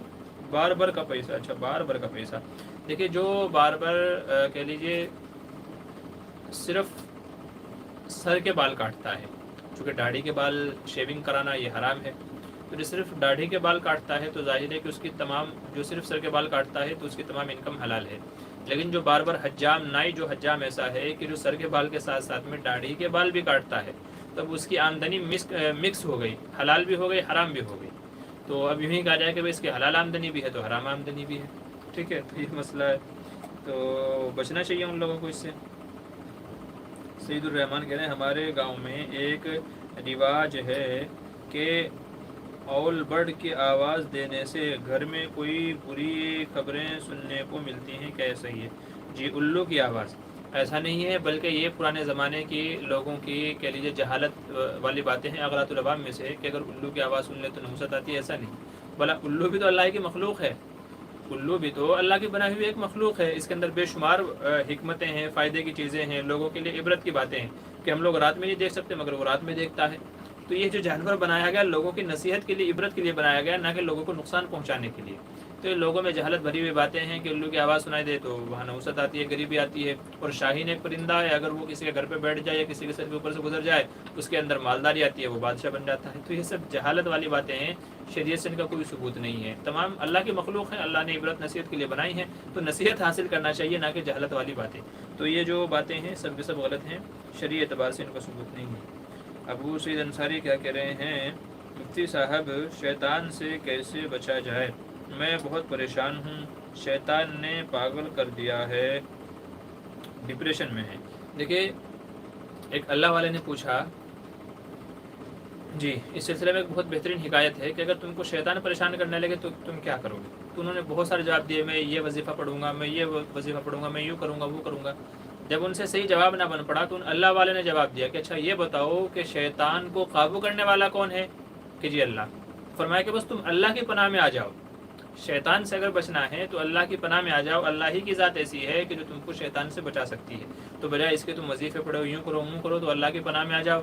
और अल्लाह की पनाह में आने का मतलब ये है कि आदमी यूँ कह दे कि या अल्लाह शैतान मुझे बड़ा परेशान कर रहा है, या अल्लाह मेरी से हिफाजत फरमा, औज़ु बिल्लाहि मिनश शैतानिर रजीम है। और ऐसे ही अल्लाह का ज़िक्र है, ला इलाहा इल्लल्लाह, ये बहुत ही पावरफुल वजीफ़ा है। ला इलाहा इल्लल्लाह मुहम्मदुर रसूलुल्लाह कलिमा तय्यब जो है ये बहुत पावरफुल वजीफ़ा है। तो इसका ज़्यादा से ज़्यादा विरद करें, ज़्यादा से ज़्यादा विरद करें। इंशाल्लाह उम्मीद है कि जो शैतान की तरफ से डिप्रेशन या जो भी आपको तकलीफ़ें हैं इंशाल्लाह वो सब भी सब ख़त्म हो जाएंगी। तो अल्लाह से अपना ताल्लुक़ मजबूत करें, अल्लाह से अपना ताल्लुक़ जोड़ें, 5 वक्त नमाज़ों की पाबंदी करें, कुरान करीम की तिलावत करें, और बाकी जो वक्त बचता है वो ज़िक्र अज़कार में करें, और अल्लाह से दुआ मांगते रहें, उठते बैठते खाते पीते सोते हर वक्त अल्लाह से मांगते रहें। तो जितना ज़्यादा आपका अल्लाह से ताल्लुक़ मजबूत होगा उतना ही शैतान आपको बहका नहीं पाएगा, आपसे दूर भागेगा। तो जितना मजबूत आपका ताल्लुक़ होगा उतने ही आप महफूज रहेंगे। अभी आपके ऊपर है कि आप अल्लाह से कितना ताल्लुक़ बना पाते हैं और कितना नहीं। अच्छा आगे चलिए। मेराजुद्दीन कासमी कह रहे हैं हमारे यहाँ कुछ लोग जानवर ज़ियारत पर ले जाते हैं, इंतज़ामिया मालिक को रसीद देकर अपने पास जानवर रख लेते हैं, बाद में क़ुरबानी के लिए लोग उस जानवर को इंतज़ामिया से ख़रीदते हैं। ऐसे जानवर की क़ुरबानी का क्या हुक्म है? जानवर ज़ियारत पर ले जाते हैं, इसका मतलब मुझे समझ में नहीं आया कि आप क्या कहना चाह रहे हैं। जानवर ज़ियारत पर ले जाने का क्या मतलब है? किसकी ज़ियारत, कैसी ज़ियारत, कहाँ की ज़ियारत? तो मसला जो है वो थोड़ा सा और वाज़ेह कर दीजिए ताकि समझ करके मुझे जवाब देने में आसानी हो जाए। इंतज़ामिया मालिक को रसीद देकर अपने पास पता नहीं। देखिए अगर कोई जानवर किसी से ख़रीद लिया है, जो मालिक था जानवर का अगर उससे ख़रीद लिया है फिर उसकी क़ुरबानी की जाए तो कोई मुज़ारक़ा नहीं है, तो फिर उसको जो है क़ुरबान किया जा सकता है। और अगर इसके अलावा कोई और शक्ल है, चूँकि आपने शक्ल वाज़ेह नहीं की, मुझे सही से आपको पूरी शक्ल समझ में नहीं आ रही है तो इसलिए मैं नहीं बता पा रहा हूँ। अच्छा ये हमारे भाई हैं मोहम्मद भाई हैं, इन्होंने 50 रुपये सुपर चैट किए हैं। इनके हक़ में दुआ करें कि अल्लाह ताला इनको जज़ाए खैर अता फ़रमाए, जान माल में बरकतें अता फ़रमाए, अल्लाह ताला इनकी तमाम परेशानियों को दूर फरमाए, अल्लाह ताला मुश्किलात को और हर किस्म की बलियात को और शुरूर फितन से इनकी हिफाजत फरमाए। तो 50 रुपये इन्होंने सुपर चैट किए हैं, अल्लाह इनके देने को कबूल फरमाए। अच्छा जी आगे चलिए। कलीम मलिक क्या करें? मुफ्ती साहब मैं ग्रुप बना रहा हूँ, उसमें आपको ऐड कर दूँ अगर आप इजाज़त दें। मसला ग्रुप बना रहा हूँ। देखिए भाई मेरे पास पहले से ही 50 ग्रुप हैं, लोग मुझे ऐड करके रखे हुए हैं। 50 ग्रुप हैं, मैं उनमें टाइम नहीं दे पाता हूँ। तो बहुत सारे लोग क्या करते हैं कि 2-4 मुफ्तियान कराम का नंबर लेते हैं, ग्रुप बनाते हैं और उनको उसमें ऐड कर देते हैं कि जी बस ग्रुप बनाने का ठेका हमने लिया है, जवाब आप देते रहें। तो ये तरीका गलत है। अगर आप कोई ग्रुप क्रिएट कर रहे हैं, कोई चीज़ बना रहे हैं तो उसकी जिम्मेदारी सारी आपके ऊपर है। तो पहले आपको हैंडल करना आना चाहिए। ज़ाहिर है अगर हमारे पास वक्त नहीं है तो उसका सवालों का जवाब कौन देगा? ऐसे में क्या होगा, जिनको आपने शामिल किया है वो आहिस्ता आहिस्ता ग्रुप से जाते रहेंगे, या तो मुफ्तियान कराम से बदजन हो जाएंगे कि यार मैं सवाल करता हूँ मगर मुफ्तियान कराम जवाब नहीं देते हैं। तो इसलिए ऐसा ना करें। अगर आपके अंदर हैंडल करने की ताकत है कि अगर वो नहीं होंगे तो मैं जवाब दे दूंगा या मैं संभाल लूँगा, तो आप ग्रुप बनाइए। लेकिन सिर्फ मुफ्तियान कराम के भरोसे पर अगर आप ग्रुप बना रहे हैं तो ये तरीका गलत है। मुझे 50 लोगों ने जो है ग्रुप बना करके ऐड कर रखा है। बहुत सारे लोग बिना इजाज़त के ऐड कर देते हैं। अब किसी में वक्त मिलता है जवाब दे देता हूँ, किसी में जवाब जो है वक्त नहीं मिलता तो जवाब नहीं दे पाता हूँ। तो इसलिए सिर्फ ग्रुप बनाना मकसद ना हो। बहुत सारे मसले मसाइल के ग्रुप ऐसे हैं कि जो पहले से बने हुए हैं, तो बजाय इसके आप नया ग्रुप जो है बनाएं, लोगों को उन ग्रुपों में शामिल कर दें, वो ज़्यादा बेहतर है। मेरा अपना ग्रुप है जिसको मैं खासकर मैं खुद हैंडल करता हूँ, जो तकरीबन पिछले 5-6 सालों से चला रहा है, 2014 से। तो मेरा अपना ग्रुप है और कई सारे ऐसे ग्रुप हैं जो मुफीद हैं और पहले से लोग उनमें शामिल हैं। तो बजाय इसके आप नया ग्रुप बनाएं तो नए लोगों को उनमें शामिल कराते जाएँ, तो उससे आप भी जिम्मेदारी से बच जाएंगे और उनके सवालों के जवाब भी उनको मिलते रहेंगे। ठीक है, तो ये तरीका आप अपना लिया करें। अच्छा आतिफ असलम करें, अस्सलाम वालेकुम मुफ्ती साहब, क्या करें सजदे में अगर दोनों पैर ज़मीन से उठ जाएं तो नमाज अदा होगी या नहीं? जी उलमा फरमाते हैं कि अगर दोनों पैर सजदे में 3 तस्बीह पढ़ने के बकदर उठ जाएं, एक उंगली भी ज़मीन पर ना रखी जाए, 3 तस्बीह पढ़ने के बकदर ज़मीन से उठे रहें, तो कहते हैं कि उसकी नमाज़ फासिद हो जाएगी, उसकी नमाज़ नहीं होगी। हाँ अगर एक आध उंगली ज़मीन पर रखी है, किसी भी पैर की एक आध उंगली ज़मीन पर रखी है और बकिया पैर का हिस्सा उठा हुआ है तो फिर नमाज तो हो जाएगी, लेकिन ऐसा अमल करना मकरूह है। और बाज़ उलमा यूँ फरमाते हैं कि जैसे सजदे की जो कैफियत है तकरीबन 4 सेकंड की है, सजदे की जो कैफियत है 4 सेकंड की है, मिसाल के तौर पे समझ लीजिए। तो शुरू में ज़मीन पर पैर थे, सजदे में पैर थे, फिर उठा लिए और उठने से पहले फिर वापस ज़मीन पर रख दिए। ठीक है, तो बाज़ उलमा ये कहते हैं कि अगरचे ऐसा करना मकरूह है लेकिन नमाज हो जाएगी। लेकिन इसमें बेहतर और जो है राजिह कौल यही है کہ اگر 3 تسبیح پڑھنے کے بقدر سجدے کی حالت میں دونوں پیر زمین پر اٹھے رہے، پیروں کا کوئی حصہ کوئی انگلی بھی زمین پر نہیں تھی، تو نماز فاسد ہو جائے گی۔ تو راجح قول یہی ہے، اسی کے اوپر عمل کیا جائے۔ کلیم ملک کہہ رہے ہیں آپ ابھی ممبئی میں ہیں یا اعظم پورہ میں؟ جی میں ابھی ممبئی میں ہوں، میں ممبئی میں ہی ہوں، گاؤں جاؤں گا انشاءاللہ، تو کچھ چیزیں ہیں جن کی آپ کو بھی زیارت کراؤں گا، آپ کو دکھاؤں گا، میرا گاؤں، میرے کھیت، یا جو دوسری چیزیں ہیں، تو جاؤں گا تو انشاءاللہ آپ کو بھی دکھاؤں گا، دیکھے گا آپ کو بڑا مزہ آئے گا۔ افروز عالم کرے مفتی صاحب مسجد کی زمین خرید سکتے ہیں یا نہیں؟ لیکن مسجد کی جو زمین اگر کسی نے وقف کی ہے تو وہ ہمیشہ کے لیے مسجد ہو گئی ہے۔ اگر کسی نے مسجد بنانے کے لیے کوئی جگہ وقف کی ہے تو وہ ہمیشہ کے لیے مسجد ہو گئی ہے، اب اس کو بیچنا یا عدلنا بدلنا جائز نہیں ہے۔ تو مسجد کی اگر ایسی کوئی زمین ہے جو مسجد کے لیے وقف کی گئی ہے، آپ اس کو نہیں خرید سکتے ہیں، ٹھیک ہے۔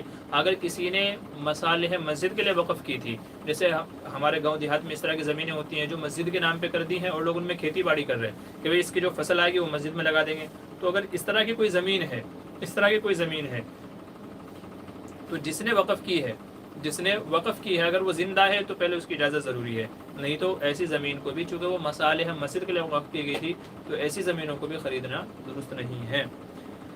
یہ مسئلہ ہے کہ چلیے عمران شیخ کیا کہہ رہے ہیں، کہنے کا مطلب یہ تھا مفتی صاحب کہ اللہ سے میں اپنے مسئلے کے لیے منت مانگ سکتا ہوں، اور یہ کیسے کیا جا سکتا ہے؟ جیسے کہ آپ نے کہا کہ 10 قرآن پڑھنے کی بات ہوئی تھی، اس پہ میں نے یہ سوال کیا۔ مانگ سکتے ہیں بھائی، آپ دل میں نیت کر لیں کہ اللہ اگر میرا فلاں کام ہو گیا تو میں 10 روزے رکھوں گا، یا اللہ اگر میرا فلاں کام ہو گیا تو میں 50 رکعت نفل پڑھوں گا، یا اللہ اگر میرا کام ہو گیا تو میں 10 قرآن پڑھوں گا۔ تو بس یہ کرنا ہی آپ کا منت کرنا کہلاتا ہے، اور یہ منت منعقد ہو جاتی ہے، معتبر ہو جاتی ہے۔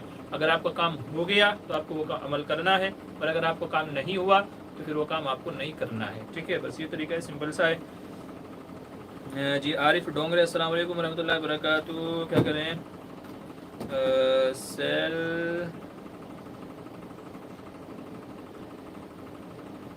کیا کہہ رہے ہیں؟ آپ نے کیا لکھا ہے بھائی؟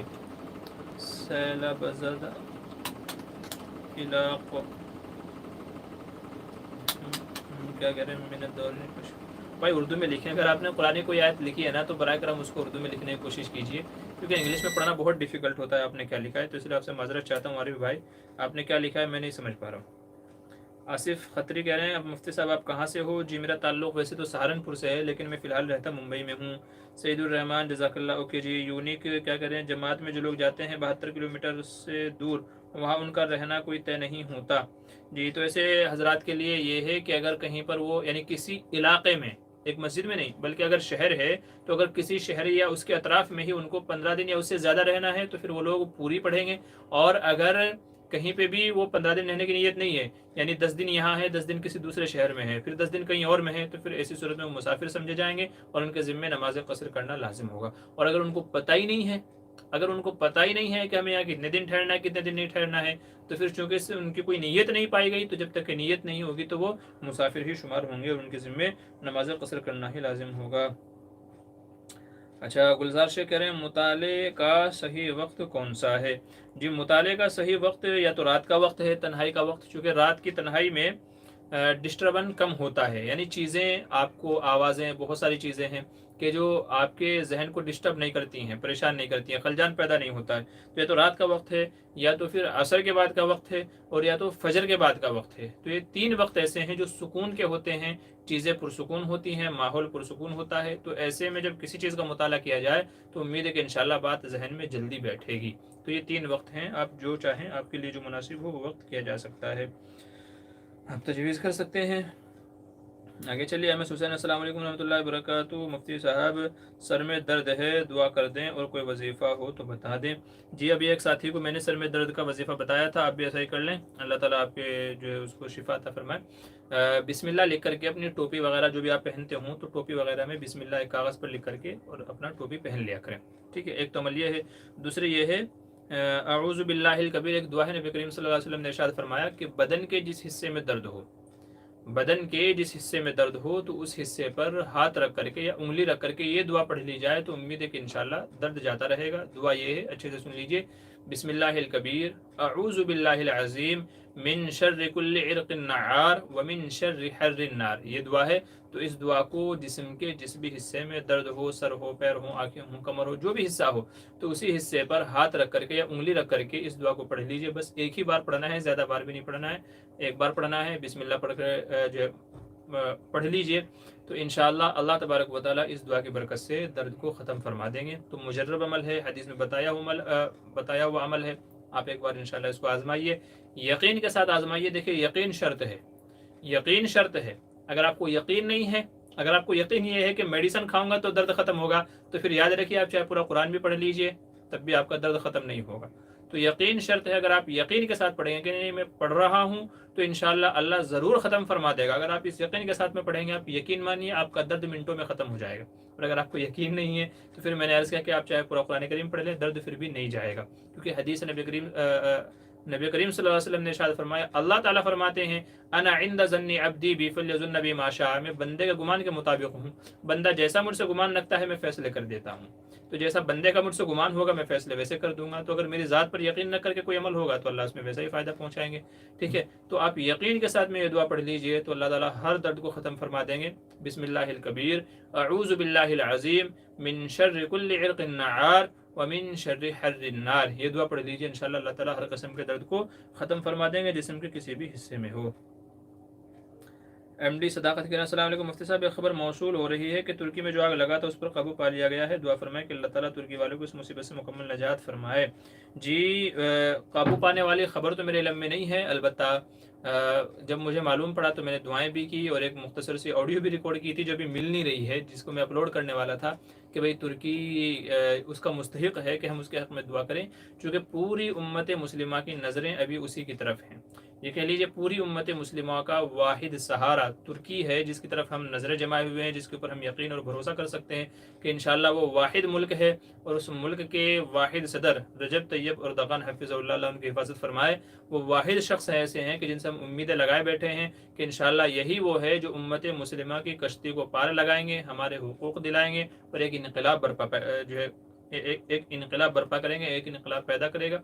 और मुसलमानों की जो सही शनाख्त है वो दुनिया वालों के सामने आएगी। आज मुसलमानों की शबी बिगाड़ दी गई है, शनाख्त बिगाड़ दी गई है, कुछ से कुछ समझा जाता है। तो वो शख्सियत है कि जो बातिल की आंखों में आंखें डाल करके डंके की चोट पे कहते हैं कि इस्लाम ये है और मुसलमान ये होते हैं। तो इसलिए हमारे ज़िम्मे है ये कि हम उनके हक़ में दुआ करें, वहाँ के लोगों के हक़ में दुआ करें कि अल्लाह ताला ये आग या इसको कोई भी मुसीबत हो, वो ज़मीनी आफ़तें हों, आसमानी बलाएँ हों, अल्लाह ताला हर आफ़त से तुर्की और तुर्की वालों की हिफाजत फरमाए, जान की, माल की, इज़्ज़त की, आबरू की हिफाजत फरमाए। अगर वाकई काबू पा लिया गया है तो बड़ी खुशी की बात है, बड़ी खुशी की बात है। अल्लाह हर किस्म के शुरू और फितन से उनकी हिफाजत फरमाए।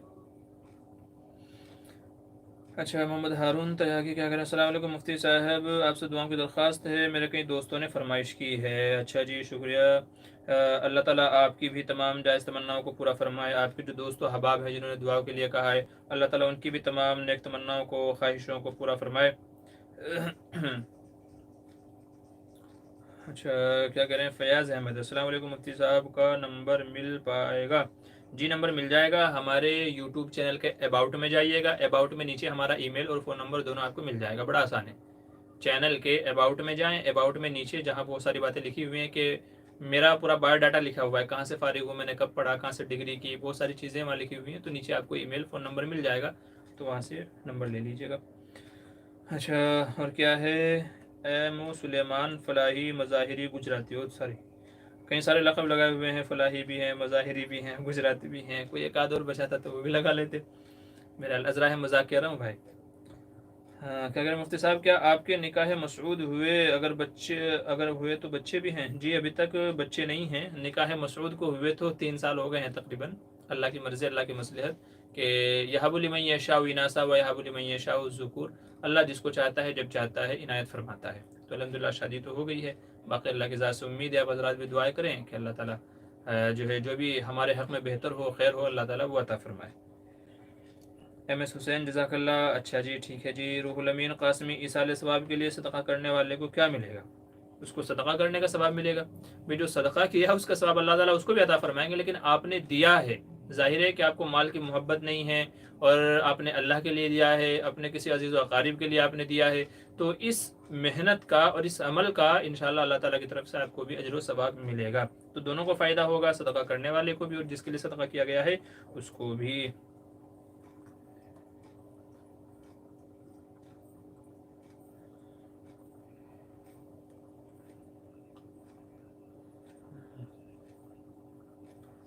جی محمد نعیم السلام علیکم۔ وعلیکم السلام۔ عمران شیخ کیا کریں؟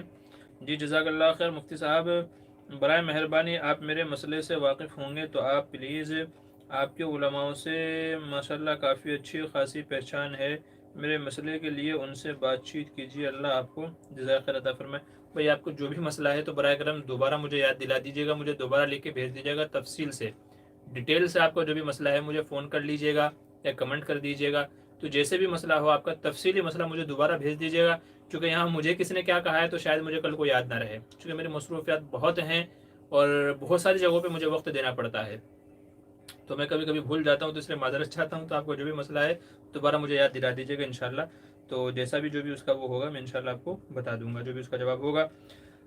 ابو سعید انصاری کہہ رہے ہیں مفتی صاحب شک کا علاج کیا ہے؟ ہمیں تو یہ معلوم ہے کہ میں نے یہ نہیں کیا، زندگی کیا کریں، زندگی گناہ یا اس کے علاوہ، مگر جب مجھے شک ہوتا ہے تو مجھے ڈر لگنے لگتا ہے کہ میں نے یہ کیا تو نہیں ہوگا، اللہ کا ڈر ہے۔ دیکھیے شریعت میں شک کا اعتبار نہیں ہے، وسوسوں کا اعتبار نہیں ہے، شک ہو یا اس طرح کا کوئی اور چیز ہو، وسوسے ہوں، تو یہ سب شیطان کی طرف سے ہوتے ہیں، شیطان آدمی کو گمراہ کرنا چاہتا ہے، زندگی کے اس کو تذبذب میں ڈالنا چاہتا ہے، تو اس لیے شک کا کوئی اعتبار نہیں ہے، تو آپ شک کے پیچھے مت جائیں، بلکہ یقین کے اوپر ایک شریعت میں ایک اصول ضابطہ ہے، الیقین لا یزول بالشک، کہ یقینی جو بات ہے وہ شک سے زائل نہیں ہوتی، ختم نہیں ہوتی، اگر آپ کو یقین ہے کہ میں نے نہیں کیا تو دیٹ از، مطلب یہ بات ختم ہو گئی، اب اس سے آگے کچھ نہیں ہے، جب آپ کو یقین ہے کہ میں نے نہیں کیا تو بات ختم ہو گئی، اب آپ کو نہ معافی مانگنے کی ضرورت ہے نہ کچھ اور کرنے کی ضرورت ہے، ٹھیک ہے، تو جب آپ کو یقین ہے تو پھر ظاہر سی بات ہے پریشان ہونے کی آپ کو ضرورت نہیں ہے، ڈپریشن ہونے کی آپ کو ضرورت نہیں ہے۔ ہاں یہ ہے اگر آپ چاہیں کہ بس بھائی آدمی کو اللہ سے معافی مانگتے ہی رہنا چاہیے، گناہ ہوئے ہوں نہ ہوئے ہوں تب بھی، تو اگر آپ اس نسبت سے آپ اللہ سے معافی مانگتے ہیں تو استغفار کرتے ہیں تو آپ کو کرتے رہیے، اور اگر آپ کو یقین ہے کہ نہیں میں نے کوئی عمل کیا ہے تو وہ بھی انشاءاللہ توبہ سے معاف ہو جائے گا، التائب من الذنب کمن لا ذنب لہ، حدیث میں فرمایا گیا کہ گناہوں سے معافی مانگنے والا ایسا ہے جیسا کہ اس نے گناہ کیا ہی نہ ہو، تو اس لیے اگر گناہ ہوا بھی ہے تو آپ معافی مانگ لیجئے، جب آپ نے پکے سے نیت سے توبہ کر لی ہے تو انشاءاللہ امید ہے کہ اللہ تعالیٰ اس کو معاف فرما دے گا، تو شک میں آپ کو نہیں جانا ہے، وسوسوں میں آپ کو نہیں جانا ہے، شیطان یہیں سے آدمی کو کمزور کرتا ہے، بہلاتا پھسلاتا ہے اور کشمکش کا شکار بنا دیتا ہے، تو آپ اللہ سے توبہ استغفار کرتے رہیں اور یقین پر جمے رہیں کہ میں نے نہیں کیا تو نہیں کیا، بس بات ختم۔ امید ہے بات سمجھ میں آ گئی ہوگی۔ ایم ڈی ابرار نے ہنسنے والا ایموجی بھیجا ہے، اچھا جی شکریہ جی۔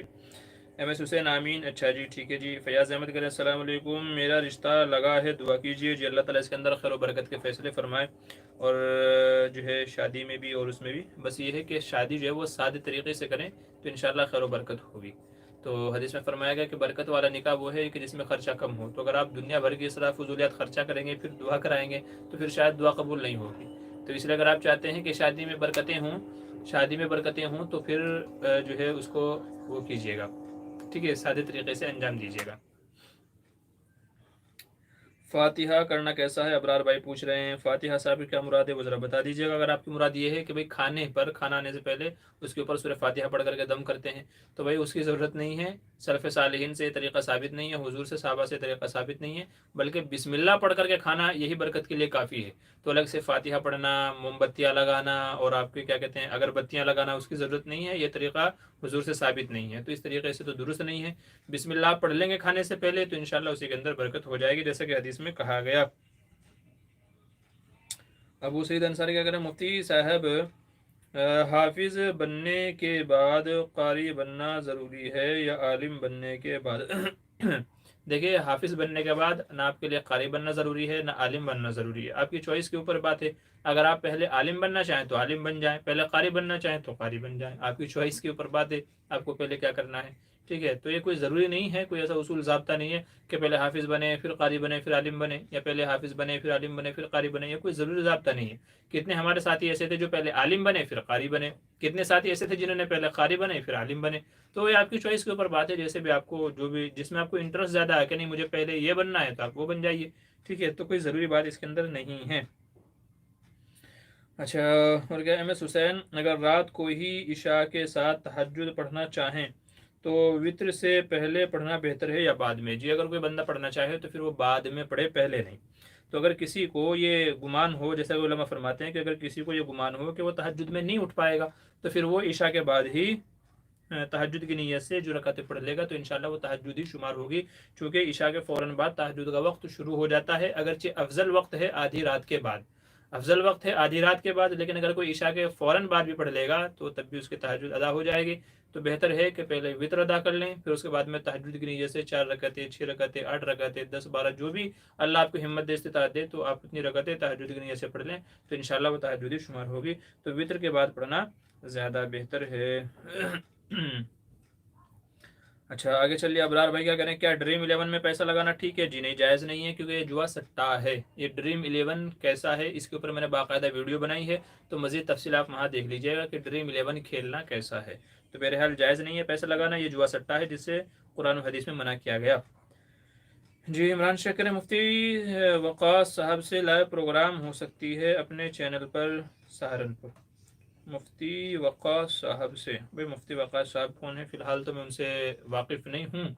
आप उनका नंबर दीजिएगा, तारुफ़ कराइएगा, तो इंशाल्लाह देखते हैं फिर क्या तरतीब बनती है। बहरहाल हमें उलमा से मिलने में बड़ी खुशी होती है, उलमा मुफ्तियान इकराम से मिलने में हमें बड़ी खुशी, हम तो चाहते हैं कि उनसे मुलाकात हो। तो अगर आप तारुफ़ करा दें, मुलाकात करा दें, तो ज़रूर इंशाल्लाह मुलाकात होगी उनसे।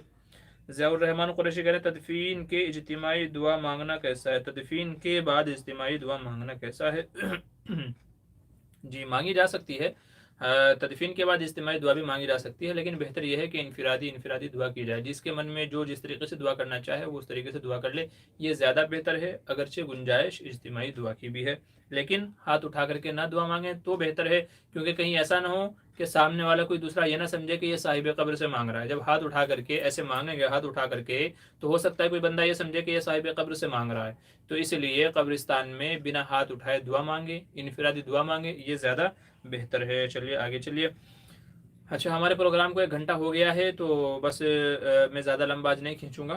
तो कुछ हज़रात के जो सवालात हैं बस उन्हीं का मैं जवाब दे करके इंशाल्लाह अपने प्रोग्राम को मुकम्मल करूँगा।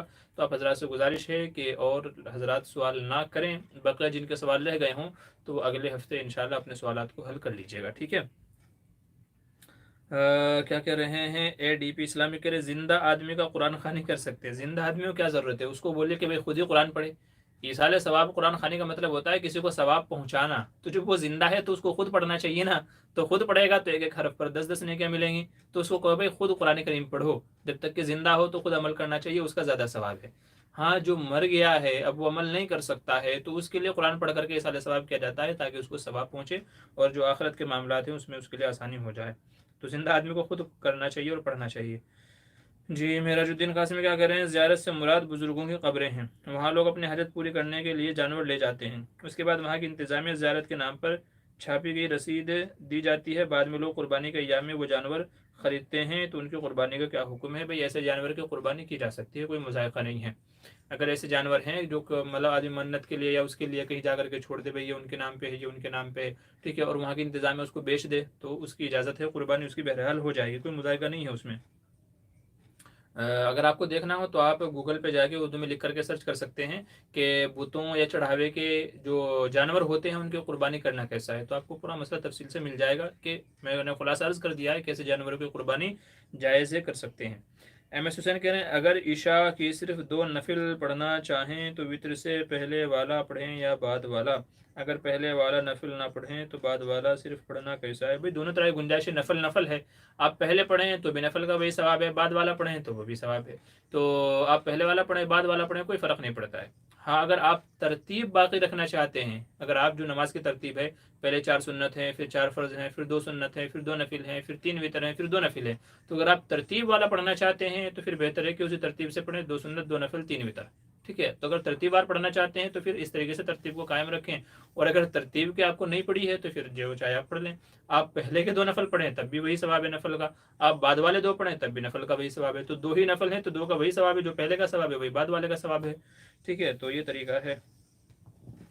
اچھا آگے چلیے، فیاض عالم اپنا نمبر سینڈ کیجیے، جی میرا نمبر میرے یوٹیوب چینل کے اس میں سے مل جائے گا، آپ کو نہیں مل پا رہا ہے؟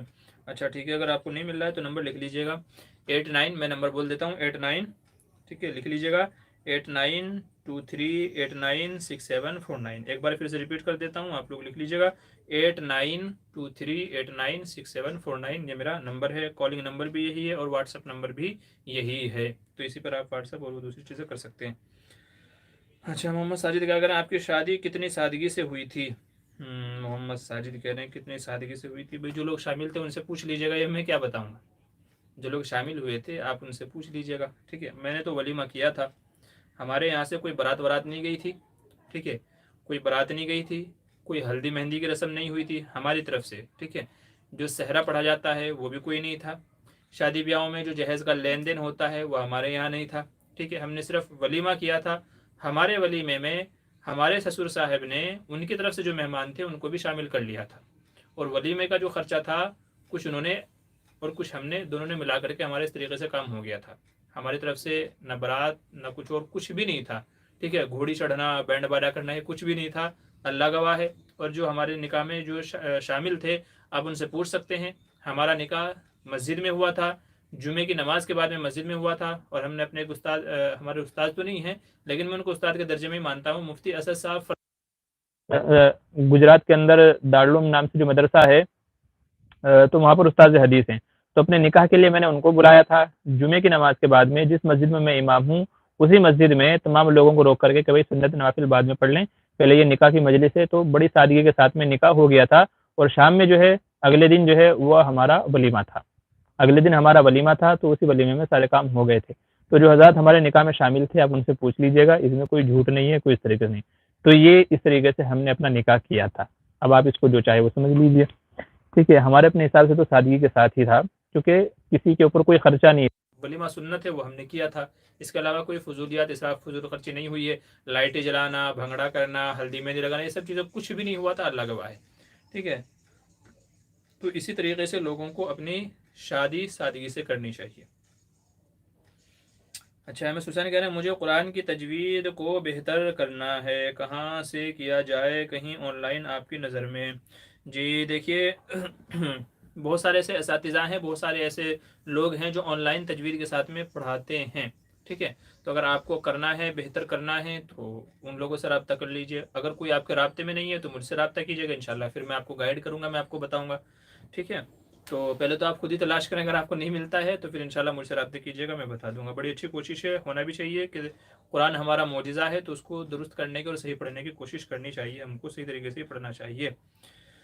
ہاں ابو بکر کیا کہہ رہے ہیں، قیامت میں سب شامل ہوں گے زندہ اور مردہ؟ جی ہاں سبھی شامل ہوں گے، قیامت میں حضرت آدم سے لے کر کے آخری جو آدمی ہوگا تمام آدمی قیامت میں حشر کے میدان میں جمع ہوں گے، اور ایک ایک بندے سے حساب و کتاب ہوگا، پھر جیسا جس کا حساب ہوگا ویسا اس کے بارے میں فیصلہ ہو جائے گا، جنتی ہے تو جنت کا، جہنمی ہے تو جہنم کا فیصلہ ہوگا، تو کسی کو نہیں چھوڑا جائے گا، کسی کو نہیں بخشا جائے گا، سب کے تعلق سے فیصلہ ہوگا۔ اچھا جی کچھ اور سوالات ہمارے ہیں، ٹھیک ہے، تو ان کو کر کے پھر اجازت چاہوں گا میں۔ ابو سید انصاری جزاک اللہ مفتی صاحب، اللہ آپ کی اور میری ملاقات کروا دے انشاءاللہ، جی ضرور بالکل، اللہ آپ کی نیک تمنا کو قبول فرمائے۔ ایم ڈی آصف راؤ کہہ رہے ہیں السلام علیکم ورحمۃ اللہ وبرکاتہ، مفتی صاحب کیا مرد کے لیے داڑھی پر کلر وغیرہ کر سکتے ہیں اور کون سا کلر کریں؟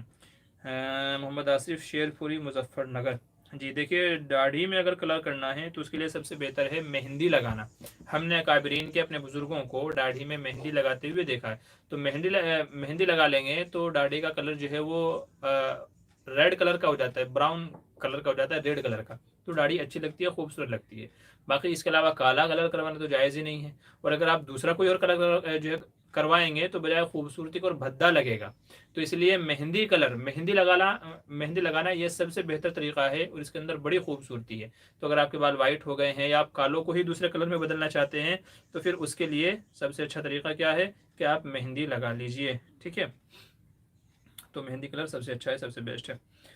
अच्छा, आगे चलिए, क्या कह रहे हैं मुफ्ती साहब? अल्लाह हाफिज़ जी। ठीक है, जो हज़रात जाना चाहें भी जा सकते हैं। मैं भी प्रोग्राम को ख़त्म कर रहा हूँ बस। शाहीन सोलंकी कह रहे हैं मुफ्ती साहब आप थक गए हैं, थोड़ा रेस्ट कर लीजिए। जी बस मैं प्रोग्राम को मुकम्मल ही कर रहा हूँ।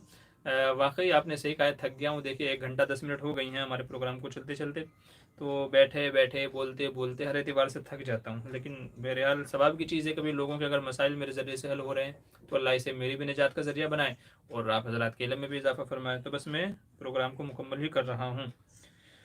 रूहुल अमीन कासमी कह रहे हैं एक औरत ने एक बार थोड़ा सा खून देखा, फिर बंद हो गई, फिर 4 दिन बाद दोबारा खून देखा और ये खून कभी 5 दिन और कभी 6-7 दिन 10-12 दिन तक रहता है। अब हैज़ का खून कब से कब शुमार होगा? देखिए, एक हैज़ से लेकर के 2 हैज़, यानी 2 हैज़, एक हैज़ 2 हैज़, यानी पीरियड्स जो औरत के हैं, तो दोनों के बीच में कम से कम 15 दिन का गैप होना चाहिए। एक पीरियड से लेकर के, एक माहवारी से लेकर के दूसरी माहवारी तक कम से कम 15 दिन का बीच में गैप होना चाहिए। 15 दिन के बाद जो आएगा उसको हम हैज़ शुमार करेंगे। अब आ जाते हैं आपके मसले पर। उलमा फरमाते हैं कि हैज़ की कम से कम, माहवारी की कम से कम मुद्दत 3 दिन, ज़्यादा से ज़्यादा 10 दिन है। तो अगर कम से कम 3 दिन आए तो वह हैज़ शुमार होगा। अगर किसी को 1 दिन आया, 2 दिन आया तो यह हैज़ नहीं है। अगर 1 या 2 दिन आकर के रुक गया, फिर 15 दिन तक नहीं आया तो यह हैज़ नहीं होगा, यह बीमारी का खून शुमार होगा। लेकिन अगर किसी औरत को 1 दिन से लेकर के 10 दिन के दरमियान में, 1 से लेकर के 10 दिन के दरमियान में 2 दिन आया फिर बंद हो गया, मगर 2 दिन के बाद फिर आ गया, फिर 1 दिन रुका रहा, फिर 2 दिन के बाद फिर आ गया, तो 10 दिन के अंदर रुक रुक करके जो आ रहा है, 10 दिन के अंदर अंदर रुक रुक करके जो आ रहा है, तो वो सब का सब माहवारी शुमार होगा। 10 दिन के बाद जो आएगा वो बीमारी का शुमार होगा। तो अगर किसी को 3 दिन से कम आए, फिर रुक गया और फिर 15 दिन तक नहीं आया तो ये बीमारी का खून शुमार होगा। और अगर कह लीजिए कि अगर किसी को 15 दिन के बाद भी आ रहा है, ठीक है, तो फिर वो भी बीमारी का शुमार होगा। तो एक हैज़ से लेकर के दूसरे हैज़ तक कम से कम 15 दिन का गैप होना चाहिए, फासला होना चाहिए। कम से कम मुद्दत 3 दिन है, ज़्यादा से ज़्यादा 10 दिन है। तो 3 दिन से कम है तो भी बीमारी है, 10 दिन से ज़्यादा है तो भी बीमारी है। 3 दिन या उससे ज़्यादा 10 दिन के अंदर अंदर जो रहेगा तो वो क्या होगा, वो हैज़ का खून शुमार होगा। ठीक है, तो ये मसला है। उम्मीद है बात समझ में आ गई होगी। आगे टाइम तो हो गया है जनाब। मैं आपसे फिर से रिक्वेस्ट करता हूँ, गुजारिश करता हूँ कि मज़ीद सवाल ना पूछें। अच्छा, ठीक है, माशाल्लाह, अल्लाह आपको जज़ाए खैर अता फ़रमाए, बेहतरीन मालूमात दे रहे हैं जी, शुक्रिया, जज़ाकल्लाह, अल्लाह आपको भी जज़ाए खैर अता फ़रमाए। सैफ़ी अस्सलाम वालेकुम। वालेकुम सलाम। फिर मुफ्ती मामूर बदर थम दिया है, दिल भी दिया है और बहुत सारा कुछ दिया है। अल्लाह आपको भी जज़ा खैर दे। चलिए, आज का जो हमारा प्रोग्राम है इसको ख़त्म करते हैं, यहीं पर इसका इख्तिताम होता है। इंशाल्लाह फिर अगले हफ्ते आप लोगों से मुलाकात होगी इतवार के दिन। ये इंशाल्लाह यही टाइम रहेगा। आप लोगों के जो भी सवालात होंगे, जो भी आपको पेश आते हैं, तो अपना रोज़मर्रा की ज़िंदगी के सवाल आप पूछ सकते हैं।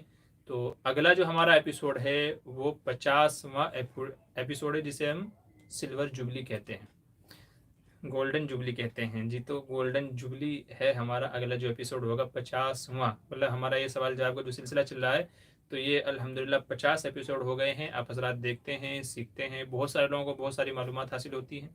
तो दुआ करें कि अल्लाह तमाम को सबके हक़ में नाफ़े बनाए, लोगों को फ़ायदा हो, मालूमात हो और दीन की बातों पर अमल करना उनके लिए आसान हो जाए। तो अगले हफ्ते भी शरीक होइएगा इसी तरीके से जैसे हर बार होते आ रहे हैं। और जो हज़रात अभी नहीं देख पाए तो वो बाद में देखेगा, पूरे पूरे प्रोग्राम देखेगा, आपको बहुत मालूमात मिलेगी, बहुत मालूमात मिलेगी। क्योंकि जब आप देख रहे हैं, जो हज़रात जो शुरू से शामिल हैं, तो सैकड़ों सवालों के जवाब एक प्रोग्राम में हल होते हैं।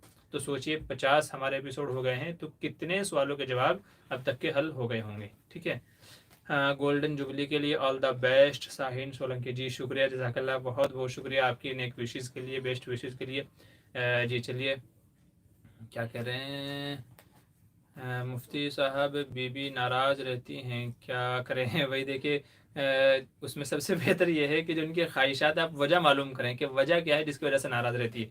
उनकी कोई छोटी छोटी विशेष हैं, ख्वाहिशें हैं, कहीं घूमना फिरना, बाहर खाने के लिए जाना, या मतलब काम में हेल्प करना, या क्या चाहती हैं वो। देखिए, जब आप औरत की मेंटलिटी, उसकी जहनीत अगर आप मालूम कर लेंगे कि मेरी वाइफ मुझसे क्या चाहती है, बीवी मुझसे क्या चाहती है, ऐसे ही बीवी को अगर ये मालूम हो रहा है कि मेरा शौहर मुझसे क्या चाहता है, उसका मिजाज कैसा है, उसे क्या पसंद है, क्या नापसंद है, कैसे रहना, कैसे बिहेवियर करना, तो अगर ये चीज़ें मियाँ बीवी एक दूसरे की समझ लें तो इंशाल्लाह ज़िंदगी भर कभी लड़ाई नहीं होगी। और अगर नाराज़गी हो जाए तो प्यार मोहब्बत से मना लें, कभी बोसा दे करके, कभी कुछ खिला करके, कभी कुछ गिफ्ट ला करके, तो इस तरीके से आप मना लें।